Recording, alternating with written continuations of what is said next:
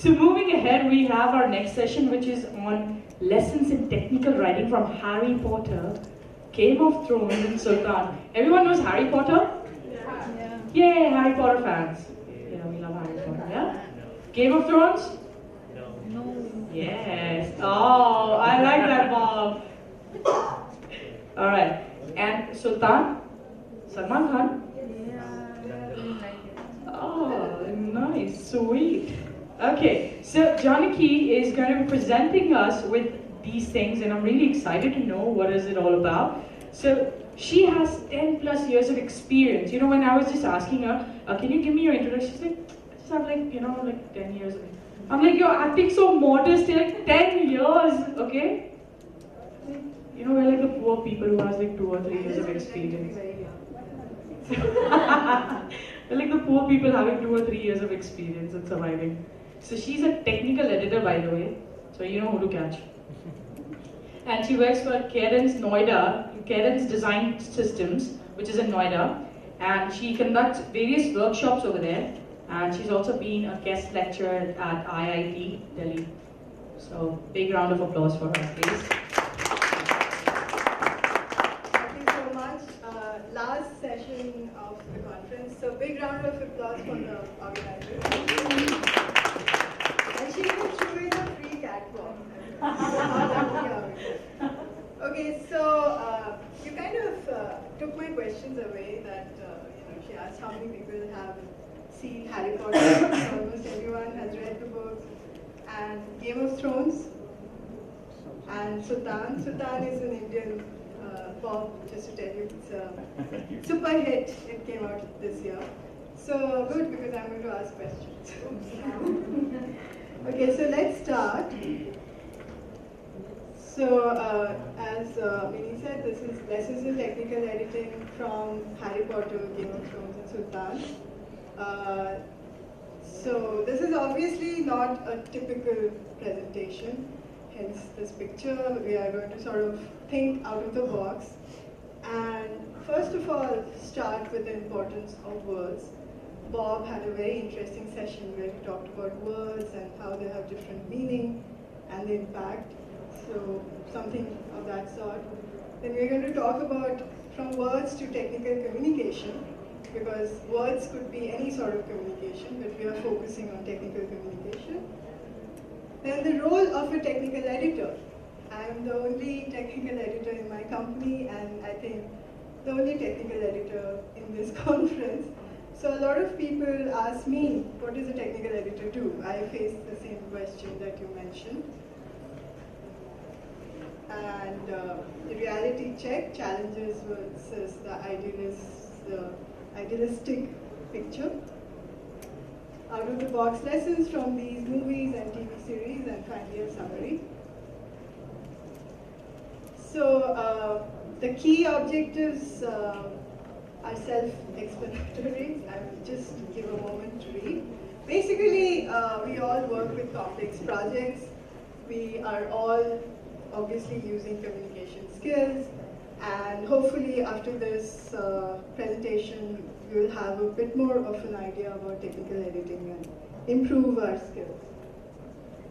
Okay, so what is technical communication?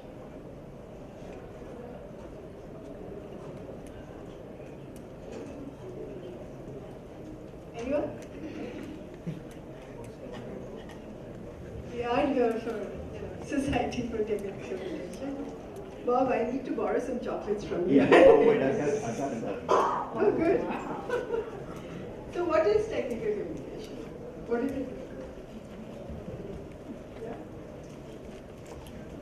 Technical information conveyed to the right audience. Technical information conveyed to the audience. Yeah. Turning the complex information to simple form. Turning complex information to simple form. Anybody else? Conveying the facts and figures. We are eliminating rest of the things, only facts and figures. Facts and figures? It's not for you. It's for people who answer. But you can take one. I'm sorry. I'm going to keep them in my bag. Okay, so this is what I thought would represent, and we have got some answers. That from technical to non-technical, from complex to simple manner, and I think technical communication is the bridge. So there are two shores. One is the users, and one is people like us who are transmitting this information, and that's what we all do. So like I said, words are very important. In fact, there was a recent survey done by the American Management Association which said that an average employee spends 20% of their time writing. And what about our managers and CEOs? What do you think they do? How much time do they spend writing? CEO's not going to write down. They're not going to write? Write a speech for me. Okay. Well, I don't know. The survey came up with this data that managers spend 70% and CEOs spend 90%. So it's basically, I guess, these evaluation reports. Because see, when we're talking about words, it's not just about technical writing. We're talking about feelings. We're talking about communication. So in the words of the, who is this? Who is he? He's the principal of Hogwarts. The principal of Hogwarts, the greatest wizard of all times. So, as he said, words are, in my not so humble opinion, our most inexhaustible source of magic. They are capable of inflicting injury and remedying it. So, can anyone tell me when he says this? No, but he says that. Chambers of, sorry, it's the first book. It's the Sorcerer's Stone, just after, I think, Harry defeats the Quirrell. Yeah, in the book. I'm not sure. But then in the Sorcerer's Stone, this guy is not Albus Dumbledore. He's not. He's not. The movie Dumbledore is much more older in the first one. Right. It's actually another actor. Yes. So, anyone else wants to take a guess? When did he say this? When he's trying to save Harry Potter. Towards the end, the last movie. Which one? Sorcerer's Stone. The chamber secret. So actually this happens when, there is this scene where Harry is defeated at one point in the battle and he actually sort of dies. So that's when Dumbledore comes and there's a recap and he says words are so important because remember Snape was really against Harry's father because James, Harry's father, used to make fun of him. So words can impact so much, but they can also remedy because Harry impressed Snape towards the end when he, took the ultimate sacrifice. So let's have some more questions. So, yeah. I think there's 2-3 people here as well. Oh, yeah. I'm doing it. Which one you? 3 answers here. There are 3 people here. One's enough.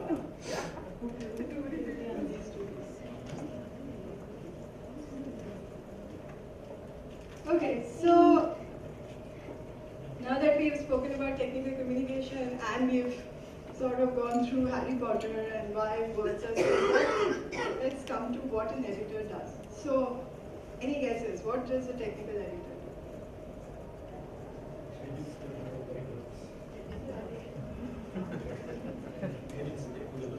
Edits technical documents? That's very smart answer. Anybody else? Can I? He sees the document from the user's point of view. Very nice. He sees the documents from the user's point of view. Release unwanted information. Unwanted information? Editor does magic. Yes. Editor does magic. That's what I do. But yeah. This role is really strong. You answer? Okay, so let's take that fight offline. Sharing is caring. So basically, this is my fat little wizard. What he comes up with is editing is the same thing as quarreling with writers. Is that true? Yep. Who said yeah? Feedback. Feedback. Yes. So this is a quote by an editor called Harold Ross, who was the founder of the New Yorker magazine, and he was being sarcastic because he was a very good editor. Because that is not what an editor does. It's not just about quarreling with writers. As some people said, an editor actually has multiple roles, and I think the font may not be very clear. But the first thing is the reader's eye. So as someone said, you actually, and Scott had a session right at the beginning. What is good documentation? Good documentation is documentation that helps the reader gets their goal. So the editor's job is to sort of step out and look at the information as a reader. Look at the flow, look at the structure, identify any content gaps. The next thing is to work with the writers and give feedback. Make sure that it's concise and clear, the content is readable, remove extra information, accuracy check, facts and figures are checked. And the last thing is organization's heart, because it's the final gate check where you are looking through and making sure that the branding style is followed, that the content is consistent, and the quality assurance mark is sort of stamped. So this is Dumbledore's army. Again, anybody remember what this army does? Harry Potter?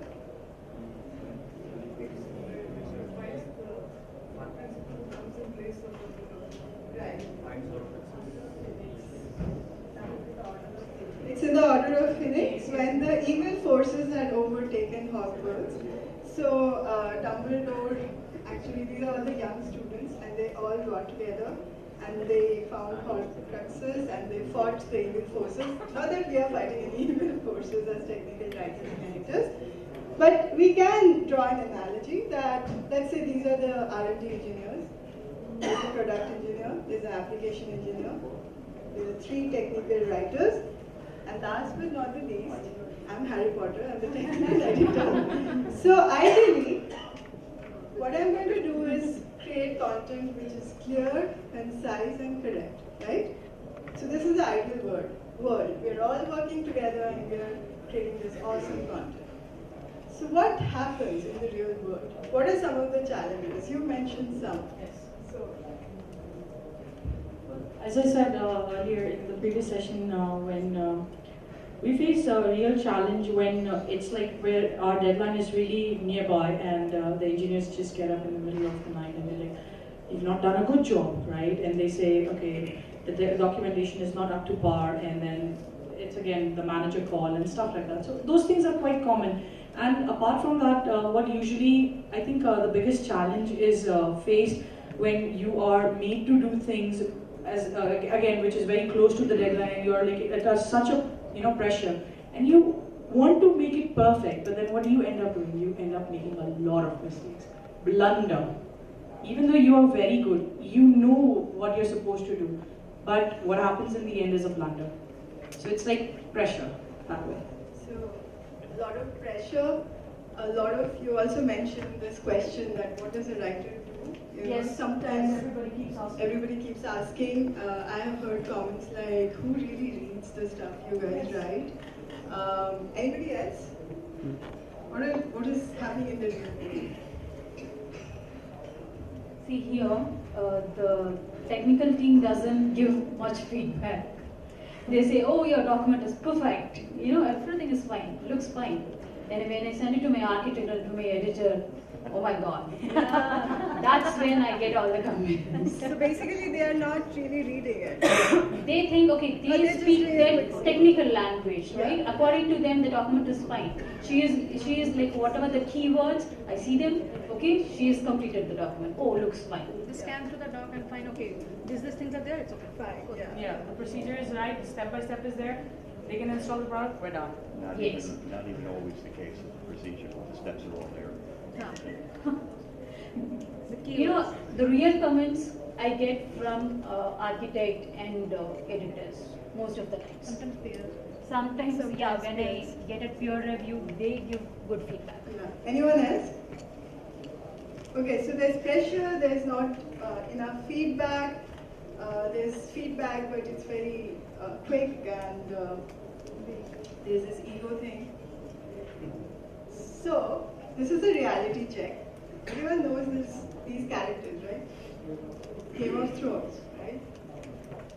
So there's always a king sort of person who says, I need the content now, right? Pressure. There's a queen who has a lot of attitude, but who will always say, what's with your attitude? There's someone who's always nitpicking, and as you said, towards the end, you get all these like, who is responsible? This piece has so many errors. There's always someone who says, I don't know anything.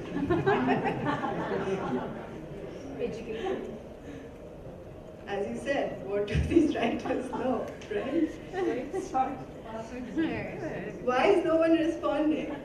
Right? There's someone who's like, I've sent so many emails, but there's no response. Usually the editor is like, I just need some coffee. And I just included him because he's so cute. But he's like, do they even understand what a technical editor does? You know, I mean, same thing. And last but not the least, my favorite character. I'll just have to redo everything myself. So these are the typical real challenges, right? So some of the lessons that we learn, and I'm going to be very brief because we can just go on about this. So let's say these are the dragons of pressure or ego, or you have a deadline, and our favorite character comes up. Who is this? Which character is this? Tyrion Lannister, right? So does anyone remember this scene? Obviously I haven't been able to replicate that particular scene, but there's a scene where Tyrion Lannister is stuck in a dungeon with the two dragons. Anyone remembers?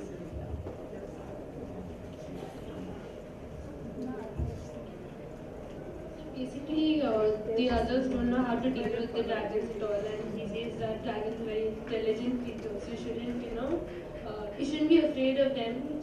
They're very intelligent. He actually goes up to them and he actually goes and pets them and everything. Yeah, stop right there. Right. So that's the scene where the dragons are on a rampage and the entire city is terrified, and he goes and he's saying that I can deal with them.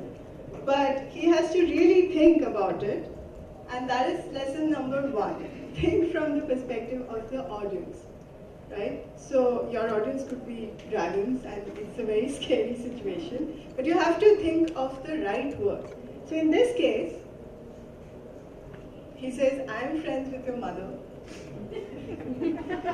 Because his mother is queen. Who is the mother? Queen Daenerys, right? And then he says, I'm here to help. Don't eat the help. Right? So this is how he connects, because he tries to, actually he ends up petting them, I stopped it right there, but because he's able to connect with them by saying, I'm here to help, wrong person, and he doesn't think it through, right? He realizes there's something very wrong going on in the kingdom, in the Lannisters clan, but he sort of blurts it out, and he doesn't have an exit plan, right? So, winter is coming, in Delhi it's already arrived, and we all mentioned that there's pressure and there's deadlines, so always be prepared for any crisis, think things through, keep calm and safe. Again, to give you a personal anecdote, I work with about 20 writers, and they're different teams. So one of the first things I realize is if I don't have a plan, it's going to be chaos. So we actually have a shared site where every writer uploads their documents. They tell me the date by which they want the review. I tell them by when I will review. But despite all this, sometimes plans don't work. So then it's very important. For instance, there was a situation where we had to suddenly review 100 plus pages. So you have to be prepared and manage to prioritize what we discussed last time. And the important thing is working hard, but more important, always believe in yourself. Again, Salman Khan in his real life also. I think he follows this. Anybody wants to read out what's written? Working hard is important, but there is something that matters even more. That's Salman Khan. कोई तुम्हें तब तक नहीं हरा सकता जब तक तुम उससे ना हार जाए. So no one can defeat you until you defeat yourself. So it's all about mind control, right? You have to be very strong, even if somebody says, what does the writer do? So always believe in yourself, stay positive, don't let the bad times bother you. At the same time, you are part of a team. Believe in the team. So a personal anecdote, this is actually a village in Himachal. I had gone volunteering there this summer, and these are kids from the village, and they don't have proper winter clothes, but they just wanted to play a game of Quidditch. Actually, we were telling them about it. So they just used these old clothes, and they all got together, and then we did some work with the photography. There's a photographer who does this Photoshop thing. So they are playing Quidditch, and it's actually about teamwork. So even if you feel that you are angry and you're upset, but remember that you are part of the team, and it's up to you how you build that team. So again, there's a team. Somebody asked me, is this about writers? So there's a team of writers. I'm an editor. It's a different role, but because we all work together, that's how I think it works. So to summarize, offer the audience perspective, train to learn and improve, and like Minnie mentioned, it's training yourself. I also offer training to others. Collaborate rather than confront. If I do find mistakes, I make a point not to just say in front of others. I usually have one-on-ones, I email people. Be prepared and plan. Keep believing in yourself. Build and be a part of a team by negotiating. So even in the previous session, we mentioned about negotiation rather than dictating. So if you do all of this, then you can be the seeker. Anybody knows what a seeker is? Who gets the snake?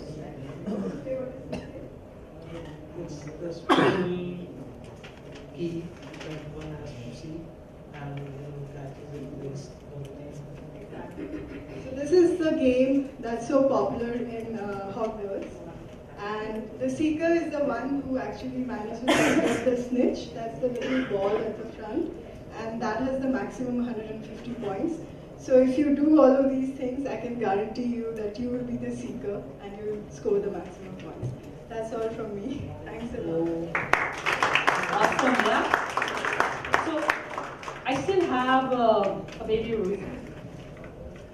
Just one. No. Someone else gets this. Okay, who's gonna do a catwalk for me? Seriously, like over here. You guys missed it. You guys came late. I literally catwalked. I'm serious. No, I did that because I wanted the audience to come and sit in front. Alright, we have a question. I think she wants to jump. Oh, right. I got one. She got one. After editing, do you have any personal discussions, like in a meeting you have to discuss with the writers? So that is one thing, like I said, that everybody has a unique style.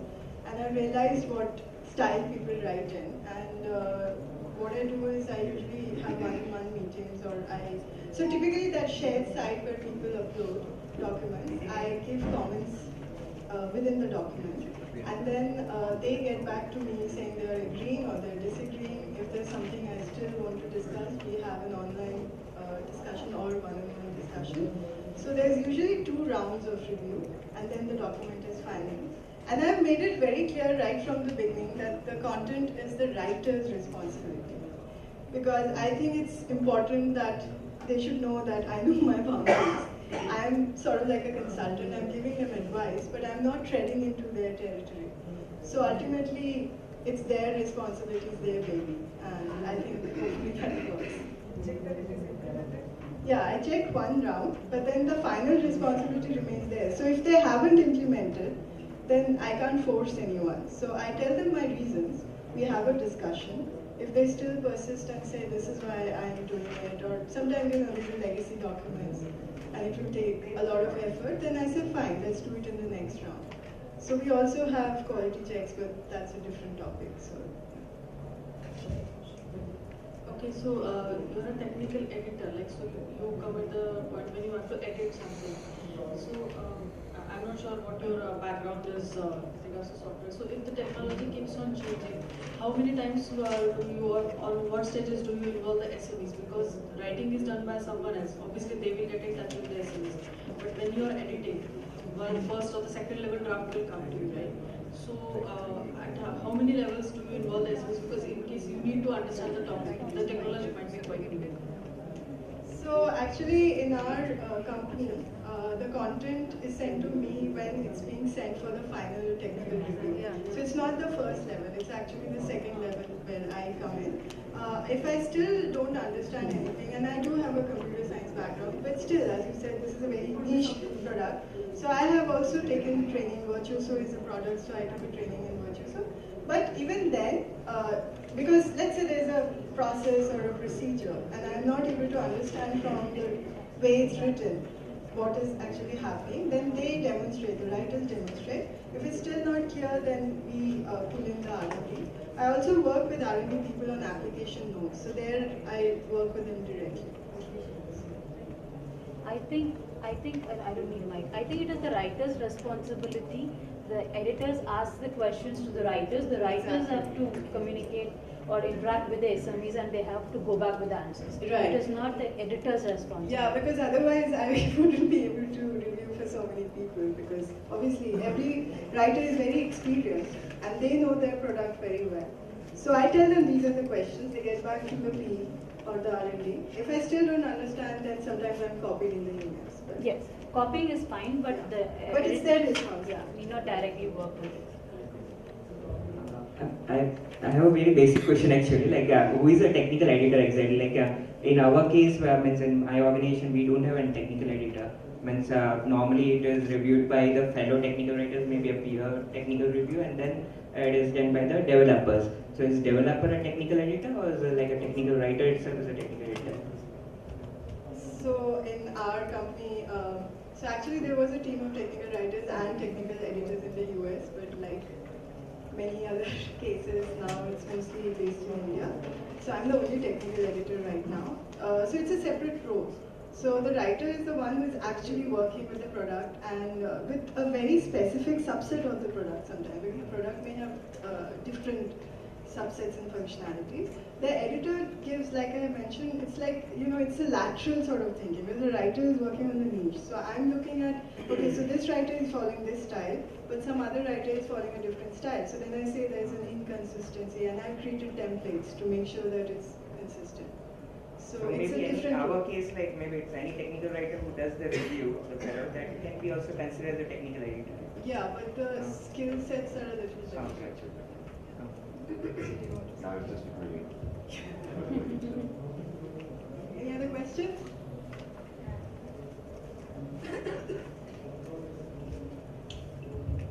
Hi, I'm also a technical editor by profession and not a technical writer. So just to add on to that, a technical editor could in a way be considered one step above, because you have an overview of everything that all the writers are doing.